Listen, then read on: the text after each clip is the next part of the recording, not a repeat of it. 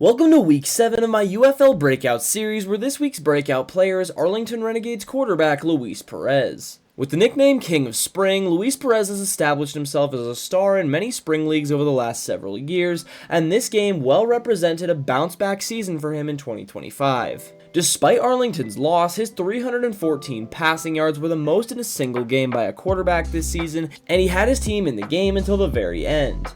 Perez has one of the most unique stories in the UFL, where betting on himself to the highest degree paid off time and time again. So let's take a look back at how he got here and where he could be headed next. Perez grew up as a multi-sport athlete. His dad was a former professional soccer player, and Luis was a star at football, basketball, and bowling at Otay Ridge High School.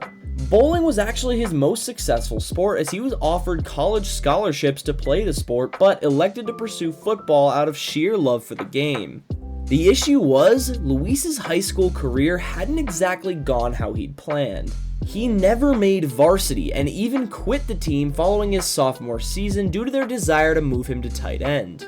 He knew he was a good quarterback and spent the rest of his high school days teaching himself the position with YouTube videos before walking on at JUCO Southwestern College. Once again, he was recommended to switch positions, but elected to compete as the 9th string quarterback on the depth chart. Injuries to the other QBs and good play in practice moved Perez into the starting role, and he never looked back. He was named to the All-Conference team in 2014 and led Southwestern to a conference championship in the same year. This garnered him some attention from teams in higher divisions, and he eventually committed to Division II Texas A&M Commerce, which is now a D1 program under the name East Texas A&M in 2025. He redshirted in his first year with the team, but eventually worked his way to the starting role in 2016. He threw for 3,326 yards and 32 touchdowns to just 5 interceptions that season, while leading the Lions to the D2 playoffs, being named first team All-Conference, being nominated for the Harlan Hill Award, and being named All-American Honorable Mention. His incredible play didn't stop there, however, as he one-upped his play from the year prior, throwing for an incredible 4,999 yards and 46 touchdowns to only 11 interceptions, leading the Lions to a 10-1 record and a D2 national championship, the first in school history. Perez won the Harlan Hill Award this year, which is essentially the equivalent of the Heisman Trophy for D2 players. He declared for the 2018 NFL Draft, and although he went undrafted, he was signed by the Los Angeles Rams after participating in their rookie minicamp. This meant he'd officially gone from never playing varsity football in high school, quitting the team, and walking on as a 9th string quarterback at a JUCO, to now playing in the NFL.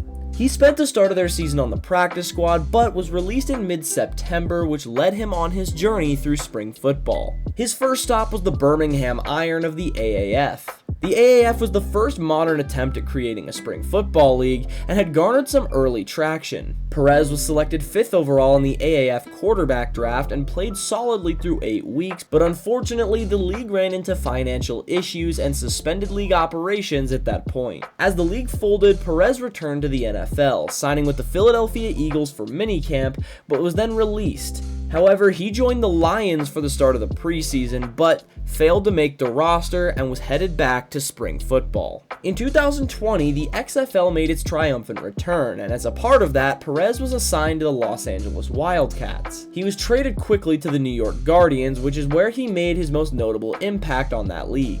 In 5 games and 2 starts, he threw for 418 yards and 3 touchdowns to 1 interception, but similarly to the AAF, the XFL folded before the end of the season, this time at the hands of the COVID-19 pandemic. After this, he joined the Spring League, leading the Jousters to the league's first and only Mega Bowl. Once again, this league folded, and it was looking less and less likely that his desire to play spring football could be sustainable. That was until April of 2022, when he was signed by the New Jersey Generals of the USFL. This was the league that finally stuck and has gotten us where we are today. He threw for 1,200 yards and 9 touchdowns to just 1 interception that season, which caught the attention of his former team in the Los Angeles Rams. He spent one more preseason with them, but failed to make the roster once again, setting him up to join his 5th new spring league. This time, it was the revitalized XFL, where he was selected by the Vegas Vipers in the 2023 XFL Draft. This season is when Perez truly made a name for himself, as he started the season well with the Vipers despite their losing record. Vegas knew they weren't contenders and looked to move Perez in a trade. They found their trade partners in the Arlington Renegades, who were looking to make a last-second push to the playoffs, with quarterback being their largest position of need.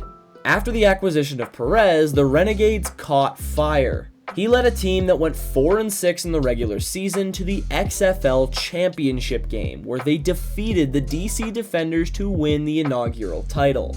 This game earned Perez his King of Spring nickname, and he's been a legend of the league ever since. He had one quick preseason stint with the Chargers, but has been the starting quarterback for Arlington since that trade. While 2024 was a slightly down year for Perez and the team as a whole, he's rebounded well in 2025. There's no better game to sum up his resurgence than the one he played this past week. Perez is a veteran pocket passer with lots of NFL experience compared to the league's other quarterbacks, something that makes him truly intriguing to NFL GMs as the season winds down. Thank you all for watching. I hope you enjoyed. Just a quick reminder to hit that subscribe button. According to YouTube, over 97% of the people that watch my videos aren't subscribed. So if you like this series and want to keep up with it, or want to see any of the other upcoming football content I have coming out, it would be greatly appreciated. Other than that, I will see you all next week for the next UFL Breakout player. Take care.